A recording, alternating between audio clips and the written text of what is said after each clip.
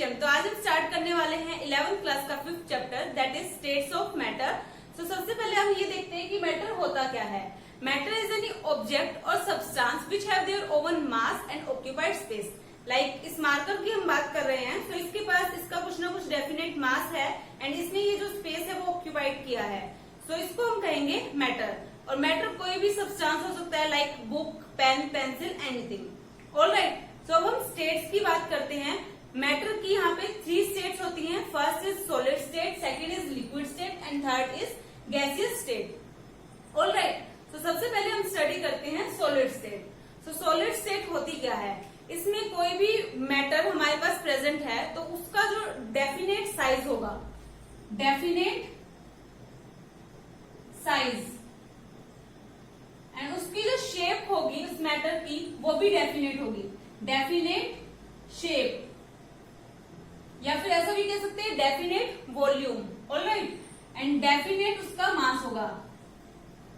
और इसका हम एग्जाम्पल की बात करें तो आयरन का कोई भी पीस, या फिर अगर हम इसी मार्कर की बात करें तो इसके पास कुछ ना कुछ इसका डेफिनेट मास है एंड इसकी जो शेप है वो भी डेफिनेट है एंड इसकी जो साइज है वो भी डेफिनेट है। ऑलराइट, तो इसी को हम कहते हैं सॉलिड स्टेट। ओके, अब हम स्टडी करते हैं liquid state. So liquid state में क्या होता है कि जो साइज होता है वो डेफिनेट नहीं होता, मतलब इसमें डेफिनेट होता है volume, definite volume,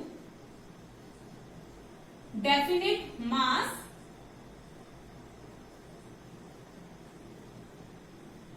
but does not definite shape।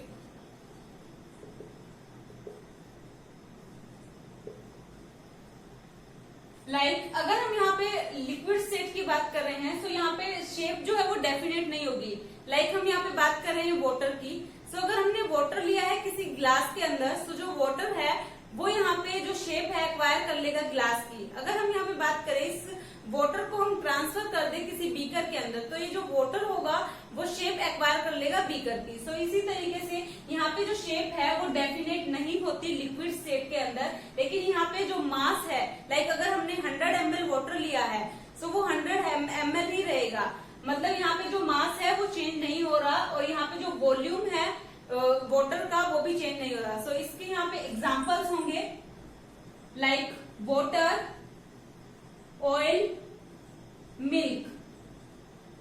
Okay, so अब हम स्टडी करते हैं gaseous state. So gaseous state के अंदर क्या होता है, जो यहाँ पे मेटल प्रेजेंट है उसका सिर्फ डेफिनेट मास होता है, डेफिनेट मास, और जो यहाँ पे शेप है या फिर जो वॉल्यूम है वो डेफिनेट नहीं होता, not definite shape and size. Like अगर हम किसी भी गैसियस एटम्स की या मैटर की बात करते हैं तो यहाँ पे जो गैसियस एटम हमारे पास प्रेजेंट है उसका डेफिनेट मास हमारे पास प्रेजेंट है।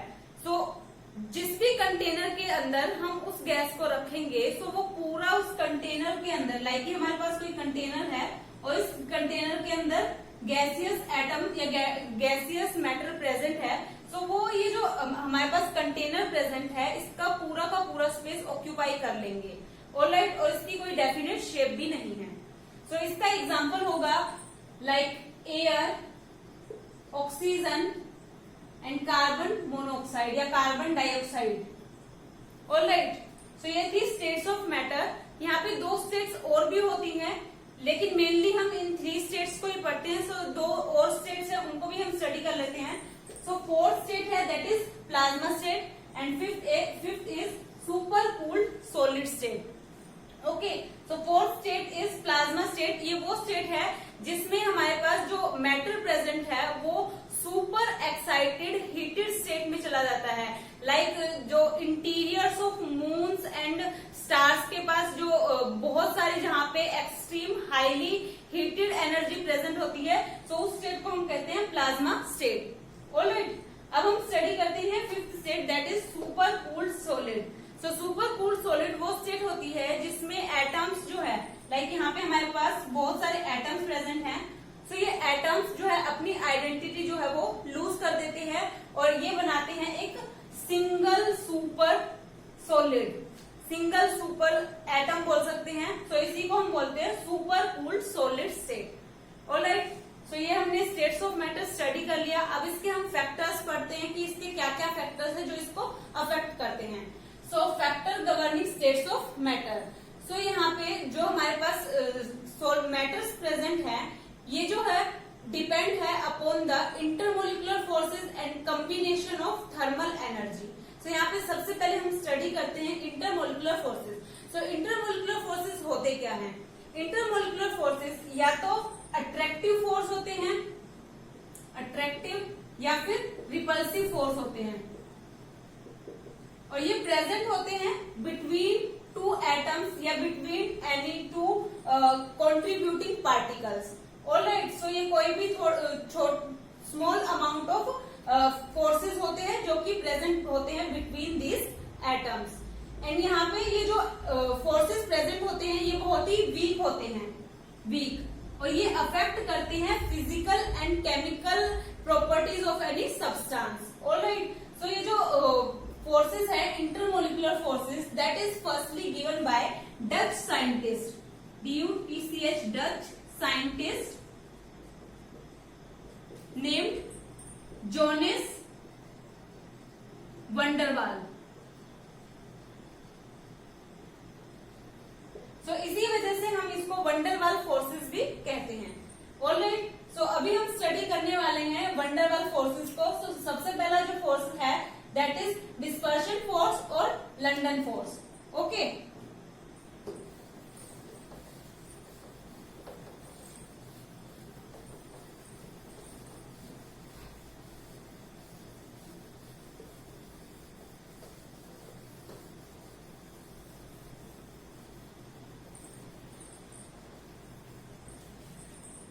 डिस्पर्शन फोर्स होता क्या है? सो डिस्पर्शन फोर्स एक अट्रैक्टिव फोर्स है between contributing two particles. Like यहाँ पे हमारे पास कोई भी दो न्यूट्रल पार्टिकल्स या फिर दो नॉन पोलर एटम्स प्रेजेंट है। लाइक ये हमारे पास नॉन पोलर एटम प्रेजेंट है, इसके अंदर जो इलेक्ट्रॉन क्लाउड प्रेजेंट है वो सिमेट्रिकली डिस्ट्रीब्यूटेड है। मतलब यहाँ पे जो इलेक्ट्रॉन्स प्रेजेंट हैं वो जो चार्ज है वो सिमेट्रिकली डिस्ट्रीब्यूटेड है इन एटम्स के अंदर। इनके अंदर कोई भी डाइपोल मूवमेंट प्रेजेंट नहीं है। डाइपोल मूवमेंट मतलब एक टाइम पे ऐसा होता है कि जो नेगेटिव चार्ज होता है वो एक साइड पे कलेक्ट हो जाता है एंड पॉजिटिव चार्ज जो है वो एक साइड पे कलेक्ट हो जाता है। सो यहाँ पे जो है ये पॉजिटिव और नेगेटिव डाइपोल्स क्रिएट हो जाते हैं। सो इसको हम बोलते हैं डाइपोल। तो यहाँ पे हमने जो लिए हैं यहाँ पे या फिर नॉन पोलर मॉलिक्यूल लिए हैं या फिर हमने न्यूट्रल मॉलिक्यूल लिए हैं, न्यूट्रल।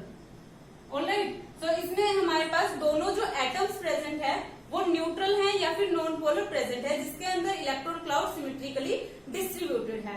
अब क्या होगा, टेम्परेरी क्या होगा, ये जो एटम प्रेजेंट है इसमें टेम्परेरी डाइपोल क्रिएट हो जाएगा। इसके अंदर लाइक इस तरीके से positive negative temporary dipole movement at A momentary time के लिए क्रिएट होगा। एंड सेम केस होगा सेकेंड मॉलिक्यूल के लिए। सो यहाँ पे होगा पॉजिटिव नेगेटिव। सो ये जो नेगेटिव चार्ज है फर्स्ट डाइपोल मूवमेंट का, ये जो पॉजिटिव चार्ज है सेकेंड मॉलिक्यूल का, ये इसको अट्रैक्ट करेगा पॉजिटिव चार्ज को। सो यहाँ पे कुछ ना कुछ फोर्स होगा। सो इस फोर्स को हम बोलते हैं डिस्पर्शन फोर्स। एंड ये जो फोर्स है that is given by Fritz London. So इसीलिए इसको हम लंदन फोर्स भी कहते हैं। और ये बहुत ही वीक फोर्स है और ये जो फोर्स है डिपेंड अपॉन देयर साइज। और लाइक यहाँ पे अगर हम बात करें इनके बीच में अगर डिस्टेंस जितना ज्यादा होगा तो ये फोर्स उतना ही कम होता जाएगा। और ये डिपेंड है फोर्स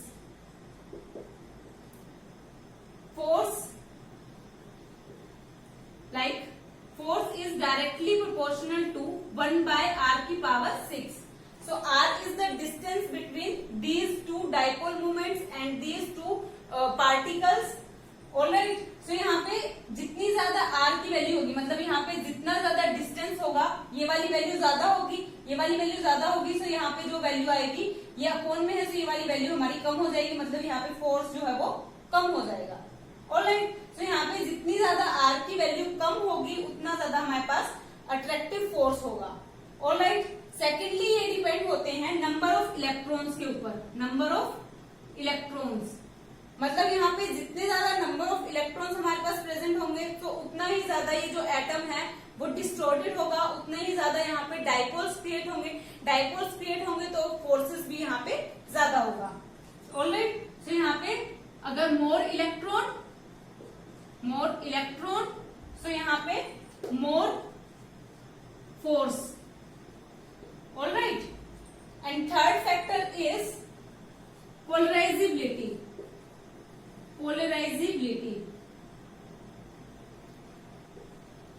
सो पोलराइजिबिलिटी होती क्या है? पोलराइजिबिलिटी इज लाइक अगर हमारे पास यहाँ पे कोई न्यूक्लियाई या फिर कोई इलेक्ट्रॉन प्रेजेंट है, अगर वो अपनी एवरेज पोजीशन से डिस्प्लेस होता है या थोड़ा सा मूव करता है तो वहां पे आ जाती है पोलराइजिबिलिटी। अगर यहाँ पे इलेक्ट्रॉन या फिर न्यूक्लियाई मूव कर रही है, मतलब वहां पे डाइपोल क्रिएट हो रहे हैं, डाइपोल अगर क्रिएट हो रहे हैं तो यहाँ पे स्ट्रेंथ ज्यादा होगी फोर्सेस की, एंड यहाँ पे हमको ज्यादा से ज्यादा फोर्सेस देखने को मिलेंगे। ऑलराइट। सो ये हमने स्टडी कर लिया डिस्पर्शन फोर्स और लंडन फोर्स। अब हम स्टडी करते हैं डाइपोल फोर्स।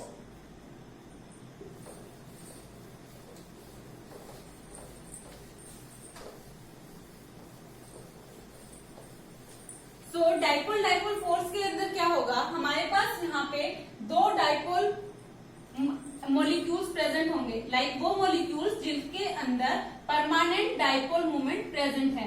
लाइक अगर यहाँ पे हम एग्जांपल की बात करें सो HCl, लाइक इसमें H positive and Cl negative, इस तरीके से जो है परमानेंट डाइपोल मोमेंट प्रेजेंट होता है NH3। ओके। सो लाइक हम HCl का मॉलिक्यूल ले रहे हैं पॉजिटिव एंड नेगेटिव। सो इसके अंदर क्या होगा, यहाँ पे हमारे पास दो मॉलिक्यूल प्रेजेंट है। तो दोनों मॉलिक्यूल क्या करेंगे, यहाँ पे परमानेंट डाइपोल मोमेंट प्रेजेंट है, सो फर्स्ट जो एटम प्रेजेंट है उसका जो नेगेटिव चार्ज है वो अट्रैक्ट करेगा पॉजिटिव चार्ज को, सेकंड मॉलिक्यूल के पॉजिटिव चार्ज को। सो ये यहाँ पे अट्रैक्ट करेगा, सो यहाँ पे कुछ ना कुछ फोर्स बनेगा।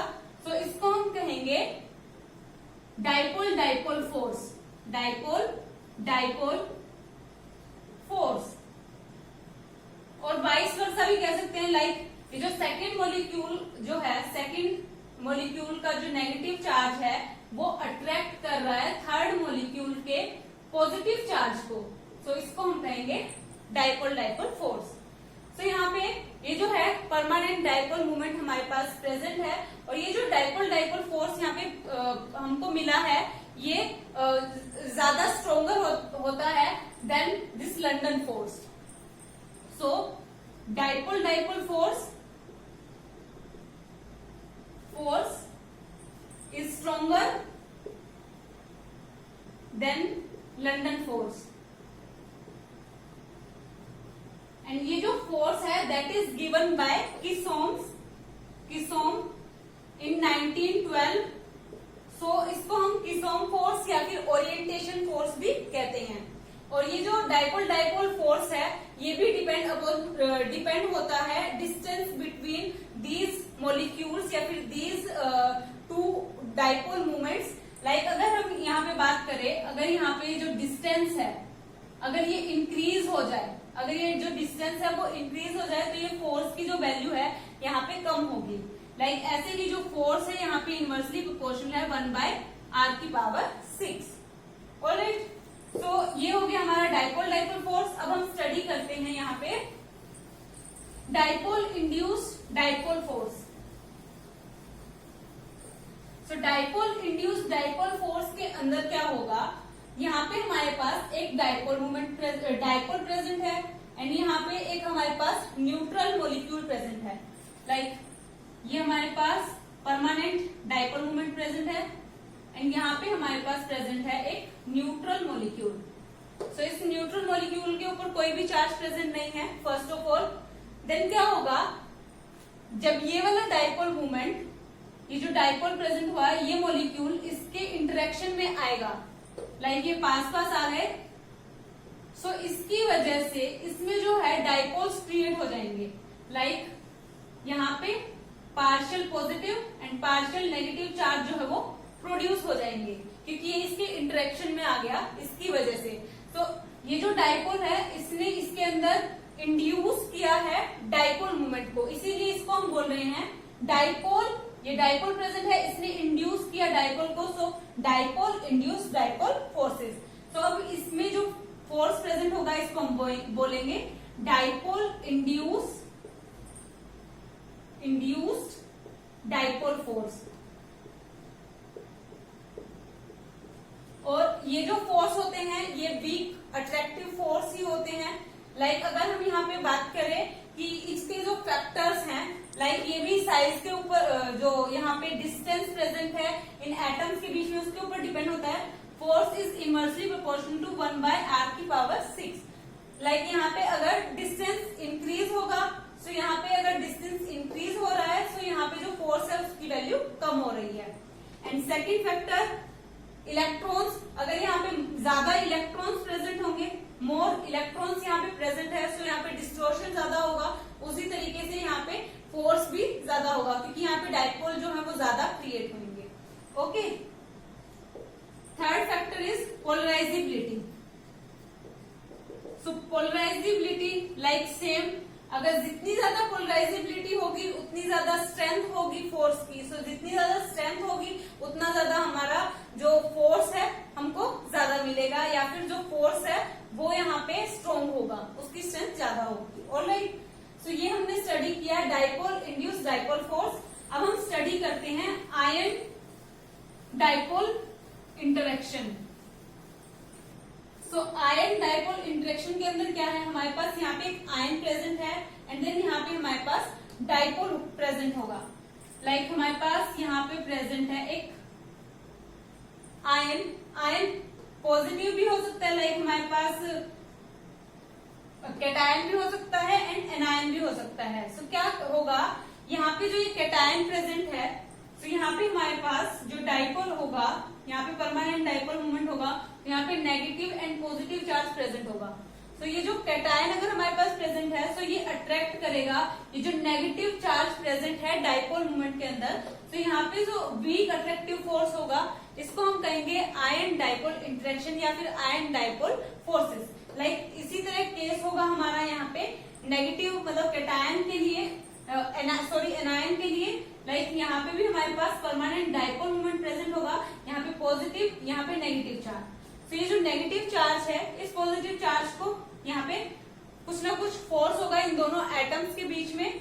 तो इस फोर्स को हम कहेंगे आयन डाइपोल, बिकॉज यहाँ पे हमारे पास आयन प्रेजेंट है, आयन डाइपोल इंटरेक्शन या फिर आयन डाइपोल फोर्सेस। लाइक अगर हम यहाँ पे बात करते हैं NaCl की, NaCl को हमने जो है डिसोल्व कर दिया वाटर के अंदर। तो वाटर के अंदर जब हमने डिसोल्व किया, तो ये जो ब्रेक हो गया NaCl, Na positive plus Cl negative. तो यहाँ पे जो Na पॉजिटिव है ये हमारा कैटायन है, तो Na पॉजिटिव हमारे पास कैटायन है, और हमारे पास यहाँ पे हमने इसको वाटर के अंदर ऐड किया है। सो वाटर के अंदर ऐड किया है, तो यहाँ पे जो वाटर मॉलिक्यूल है वो यहाँ पे डाइपोल क्रिएट करेगा। लाइक हमारे पास यहाँ पे ऑक्सीजन ऑक्सीजन ऑक्सीजन ऑक्सीजन, जो ऑक्सीजन है वो हाईली इलेक्ट्रोनेगेटिव होता है, तो इसके ऊपर आ जाएगा पार्शियल नेगेटिव चार्ज। और ऑक्सीजन के साथ यहाँ पे हमारे पास हाइड्रोजन भी प्रेजेंट है, H2O H2O H2O H2O and H2O same H2O। सो ये जो H वाले हैं इनके ऊपर पार्शियल पॉजिटिव चार्ज आ जाएगा, और जो ये ऑक्सीजन है पार्शियल नेगेटिव चार्ज आ जाएगा।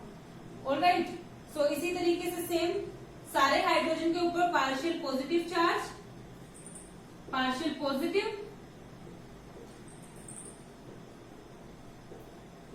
एंड जो ऑक्सीजन प्रेजेंट है पार्शियल नेगेटिव चार्ज। सो ये जो पार्शियल नेगेटिव चार्ज है ऑक्सीजन का, ये अट्रैक्ट करेंगे इस पॉजिटिव चार्ज को। सो यहाँ पे जो हमको फोर्स देखने को मिलेगा that is ion dipole interaction. Same case chlorine के साथ होगा। यहाँ पे अगर मान लो हमारे पास क्लोरीन एटम प्रेजेंट है तो यहाँ पे हमारे पास क्या होगा, हाइड्रोजन मॉलिक्यूल जो यहाँ पे प्रेजेंट है जिसके ऊपर पार्शियल डेल्टा पॉजिटिव प्रेजेंट था, सो वो अट्रैक्ट करेंगे इस नेगेटिव चार्ज को। लाइक यहाँ पे हमारे पास प्रेजेंट है हाइड्रोजन हाइड्रोजन हाइड्रोजन ऑक्सीजन, तो इसके ऊपर पार्शियल पॉजिटिव एंड इसके ऊपर पार्शियल नेगेटिव। और इसी तरीके से यहाँ पे चारों तरफ हमारे पास H2O मॉलिक्यूल्स प्रेजेंट होंगे। So same as it is oxygen hydrogen hydrogen and यहाँ पे भी हमारे पास oxygen and hydrogen hydrogen same हमारे पास यहाँ पे प्रेजेंट होंगे। और हाइड्रोजन के ऊपर यहाँ पे जो है partial positive charge and oxygen के ऊपर पार्शियल नेगेटिव चार्ज। ऑलराइट, तो ये था हमारा आयन डाइपोल इंटरेक्शन। अब हम यहाँ पे स्टडी करते हैं fifth force, that is repulsive force. तो रिपल्सिव फोर्स क्या होता है? रिपल्सिव फोर्स जो है प्रेजेंट होता है बिटवीन इलेक्ट्रॉन क्लाउड्स या फिर बिटवीन टू न्यूक्लियाइज। लाइक अगर हमारे पास यहाँ पे इलेक्ट्रॉन क्लाउड प्रेजेंट है तो यहाँ पे इलेक्ट्रॉन जो है वो नेगेटिव चार्ज होता है। सो नेगेटिव चार्ज के अगर ये जो दोनों पास आएंगे तो इनके बीच में क्या होगा, रिपल्शन ज्यादा होगा क्योंकि ये एक दूसरे को रिपेल करेंगे क्योंकि ये जो चार्ज है वो सेम है। ऐसे ही हम न्यूक्लियाई की बात करते हैं। अगर हमारे पास यहाँ पे कोई न्यूक्लियाई है, सेम न्यूक्लियाई है, वो प्रेजेंट है, वो एक दूसरे के पास आती है तो इनके बीच में भी जो है रिपल्शन फोर्स होता है। लाइक अगर हम यहाँ पे बात करें, अगर यहाँ पे डिस्टेंस जो है वो कम हो जाए, अगर ये जो इलेक्ट्रॉन है वो पास आ जाए, ये जो डिस्टेंस है वो डिक्रीज हो गया, डिस्टेंस डिक्रीज, तो यहाँ पे जो रिपल्सिव फोर्स है, रिपल्सिव फोर्स वो इंक्रीज हो जाएगा बिकॉज ये जो चार्ज है पास आ गए और ये जो चार्ज है वो सेम है, इसीलिए इनके बीच में फोर्स ऑफ रिपल्शन ज्यादा होगा। इसी तरीके से अगर हम सॉलिड या फिर लिक्विड की बात करते हैं, solid and liquid, so solid and liquid के अंदर क्या होता है कि जो एटम्स जो है वो बहुत ही क्लोजली पैक्ड होते हैं, इसीलिए उनके अंदर जो फोर्स होता है रिपल्सिव फोर्स वो बहुत ज्यादा होता है और इनको जो कंप्रेस करना है वो भी बहुत मुश्किल होता है। ऑलराइट, सो हमने यहाँ पे सारे फोर्सेस पढ़ लिए हैं। अब हम यहाँ पे स्टडी करते हैं टाइप्स ऑफ बॉन्डिंग। सो यहाँ पे टू टाइप्स की बॉन्डिंग प्रेजेंट होती है। टाइप्स ऑफ बॉन्डिंग, सो यहाँ पे टू टाइप्स की बॉन्डिंग होती है। First is hydrogen bonding and second is metallic bonding.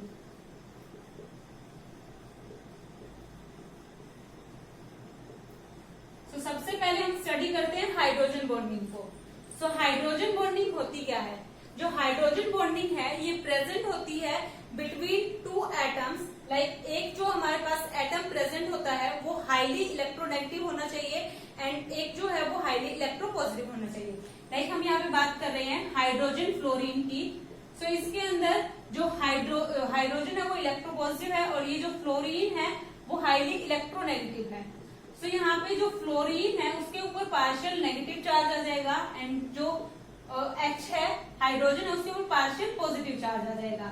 इसी तरीके से दूसरे मॉलिक्यूल के ऊपर भी partial positive and negative charge आ जाएगा। तो ये जो हाइड्रोजन बॉन्डिंग है वो प्रेजेंट होती है between first atom of negative charge and second atom of partial positive charge. तो ये हाइड्रोजन और फ्लोरीन के बीच में जो ये बॉन्डिंग प्रेजेंट होगी इसको हम कहेंगे हाइड्रोजन बॉन्डिंग। और हाइड्रोजन बॉन्डिंग को हमेशा हम डॉटेड लाइन से ही शो करते हैं।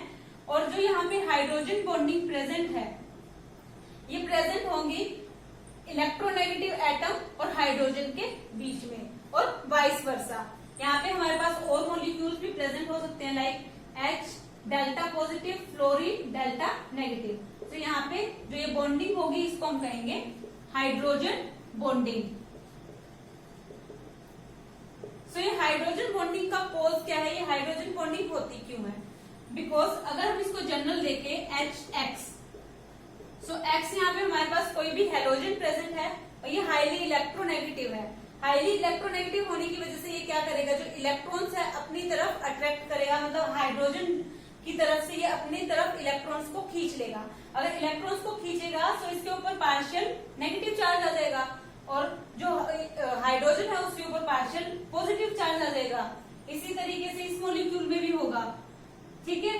तो ये हाईली इलेक्ट्रोनेगेटिव होने की वजह से, ये पार्शियल चार्ज आने की वजह से ही ये हाइड्रोजन बॉन्डिंग यहाँ पे हो रही है। ओके, सो यहाँ पे दो कंडीशन है हाइड्रोजन बॉन्डिंग की। सो फर्स्ट कंडीशन ये है कि जो एक जो एटम है वो हाईली इलेक्ट्रोनेगेटिव होना चाहिए। One atom is highly electronegative,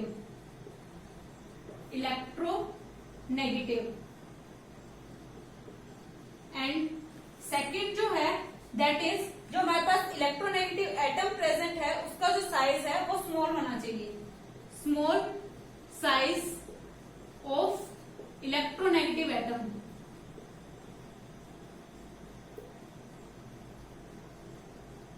okay, so हमने यहाँ पे स्टडी कर लिया हाइड्रोजन बॉन्डिंग। अब हम स्टडी करते हैं मेटेलिक बॉन्डिंग।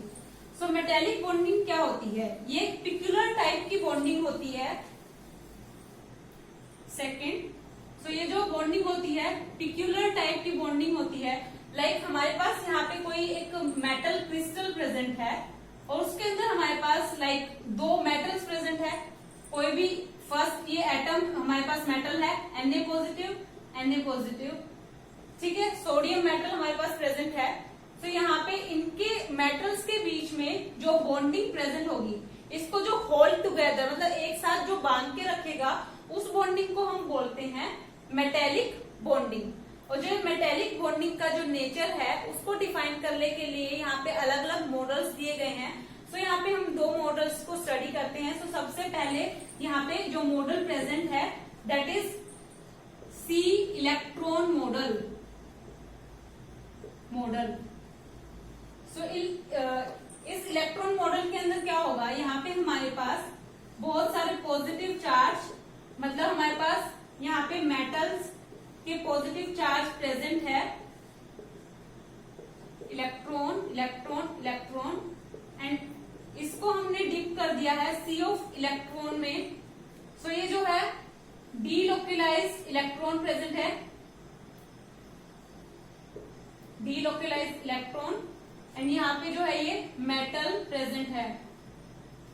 सो सी इलेक्ट्रॉन मॉडल के अंदर क्या होगा, अकॉर्डिंग टू दिस मॉडल जो यहाँ पे मेटल प्रेजेंट है वो हाईली एक group of together charge positive charge atom present है, और इनको हम जो है क्लोजली पैक्ड करते हैं। लाइक इनका जो साइज है वो मिनिमम होना चाहिए, बहुत ही क्लोज पैक करते हैं, एंड इसकी जो अरेंजमेंट है वो रेगुलर होनी चाहिए, ठीक है। देन ये जो पॉजिटिव चार्ज है, ये जो ग्रुप है पॉजिटिव चार्ज का, इसको हम इमर्ज करते हैं इस इलेक्ट्रॉन सी के अंदर। सी ऑफ इलेक्ट्रॉन मतलब जहाँ पे इलेक्ट्रॉन्स की जो क्वांटिटी है वो बहुत ज्यादा हो, तो उसके अंदर हम इस पॉजिटिव चार्ज के ग्रुप को इमर्ज करते हैं, एंड जो हमको मॉडल मिलता है that is sea electron model. And इसके अंदर क्या होगा, ये जो मेटल प्रेजेंट है ये बॉन्डिंग करेगा मोबाइल इलेक्ट्रॉन के साथ। सो इसी को हम बोलते हैं metallic bonding, metallic bond. Okay, और जो यहाँ पे जो इलेक्ट्रॉन प्रेजेंट है उसको हम कहेंगे कोर इलेक्ट्रॉन्स। ऑलराइट, सो यही था first model sea electron model. And second हम स्टडी करते हैं band model. Second is band model. So band model के अंदर जनरली क्या होता है, अकॉर्डिंग टू दिस मॉडल यहाँ पे वेरियस एटम्स प्रेजेंट होते हैं। लाइक यहाँ पे बहुत सारे एटम्स प्रेजेंट हैं। तो इन एटम्स के पास इनके कुछ ना कुछ एटॉमिक ऑर्बिटल्स प्रेजेंट होते हैं। तो इनके जो एटॉमिक ऑर्बिटल्स हैं वो ओवरलैप करते हैं। लाइक ये p ऑर्बिटल्स हैं, तो ये ओवरलैप कर रहे हैं। इसी तरीके से जो एटॉमिक ऑर्बिटल्स हैं, इनके एटॉमिक ऑर्बिटल्स ओवरलैप कर रहे हैं, जिनकी सिमेट्री सेम है और जिनकी एनर्जी जो है ऑलमोस्ट सेम है। तो इसकी वजह से क्या है, यहाँ पे हमको बैंड्स देखने को मिलते हैं। तो यहाँ पे हमको टू टाइप्स के बैंड देखने को मिलते हैं। First is conduction band and second is valence band. Okay, so जो वैलेंस बैंड है वो हमेशा जो है फिल्ड होते हैं, और कंडक्शन बैंड एम्प्टी होते हैं, और कई बार ऑलमोस्ट हाफ फिल्ड होते हैं। ठीक है, अगर हम कंडक्टर्स की बात करें या फिर मेटल्स की बात करें, तो यहाँ पे सबसे पहले हमारे पास दो बैंड्स प्रेजेंट होंगे। तो ये नीचे जो हमारे पास प्रेजेंट होता है that is valence band, and जो ऊपर प्रेजेंट होता है that is conduction band. So metals के अंदर क्या होगा, ये जो कंडक्शन बैंड है ये वैलेंस बैंड के साथ ओवरलैप करेगा और यहाँ पे जो है इलेक्ट्रॉन्स फिल्म है। सो ये जो एनर्जी बैंड गैप हमको मिलेगा दैट इज फॉर कंडक्टर्स और मेटल्स। ऑलराइट, एंड देन हम अगर सेमीकंडक्टर के लिए देखें तो यहाँ पे क्या होगा, ये जो कंडक्शन बैंड हमारे पास प्रेजेंट है और जो वैलेंस बैंड प्रेजेंट है, इनके बीच का जो डिस्टेंस होगा वो मिनिमम डिस्टेंस होगा, मतलब स्मॉल डिस्टेंस होगा, जिसमें कि ये जो नीचे हमारे पास वैलेंस बैंड के अंदर जो इलेक्ट्रॉन्स प्रेजेंट है, अगर उनको हम एनर्जी प्रोवाइड करें तो वो चले जाएंगे कंडक्शन बैंड के अंदर और ये जो है इलेक्ट्रिसिटी जनरेट करेंगे। इसीलिए ये जो हमारे पास एनर्जी गैप मिलेगा इसको हम कहेंगे सेमी कंडक्टर। अगर इसी तरीके से हम अगर इंसुलेटर का देखें तो यहाँ पे क्या होगा, ये जो कंडक्शन बैंड है और जो हमारे पास वैलेंस बैंड प्रेजेंट है, इनके बीच का जो एनर्जी डिफरेंस है वो बहुत ज्यादा हाई होगा। सो एनर्जी डिफरेंस बहुत ज्यादा हाई होने की वजह से यहाँ से जो इलेक्ट्रॉन्स है वो जंप नहीं कर पाएंगे कंडक्शन बैंड के अंदर। सो इसीलिए इसको हम बोल रहे हैं इंसुलेटर। ओके, सो ये हमने सेकंड मॉडल भी पढ़ लिया, बैंड मॉडल।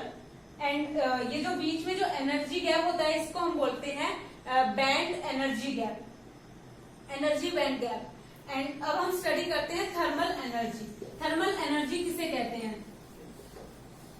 सो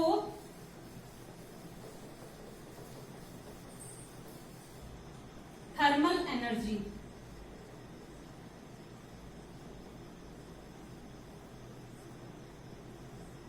लाइक यहाँ पे हमारे पास कोई भी एटम्स और मॉलिक्यूल प्रेजेंट है, उसकी मोशन की वजह से, लाइक यहाँ पे ये हमारे पास एटम प्रेजेंट है और ये मोशन में है, ये जो एटम है, सो इसकी वजह से जो एनर्जी अराइज होगी उसको हम कहते हैं थर्मल एनर्जी। ऑलराइट, और ये जो थर्मल एनर्जी है इसको हम ट्रीट करते हैं एज लाइक काइनेटिक एनर्जी, क्योंकि average of kinetic energy, like यहाँ पे जो काइनेटिक एनर्जी है इसके अंदर भी जो मॉलिक्यूल्स प्रेजेंट होते हैं वो मोशन के अंदर प्रेजेंट होते हैं, और यहाँ पे जो मॉलिक्यूल्स या एटम मोशन के अंदर प्रेजेंट होते हैं सो उसी को हम बोलते हैं थर्मल मोशन।